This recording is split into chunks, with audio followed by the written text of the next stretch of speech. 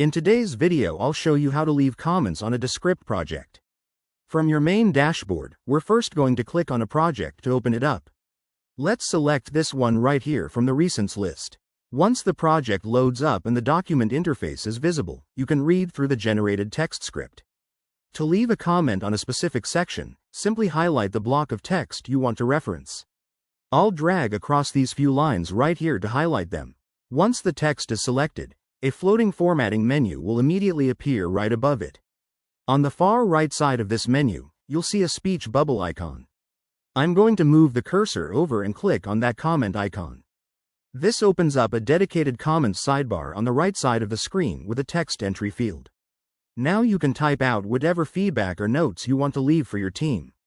I'll just type comment here into the box and then hit enter to submit it. Your comment is now saved and timestamps exactly when it was posted. If you want to check your comments later or see what others have left, you can toggle this panel open and closed at any time by clicking the speech bubble icon located in the upper right-hand corner of the window. Clicking it once will hide the comments section, giving you a full view of your workspace again. If you need to review the notes, just click that same icon in the top right corner once more, and the sidebar will slide back into view, showing your highlighted text alongside the corresponding feedback. And that's it. That's how you leave comments on a Descript project.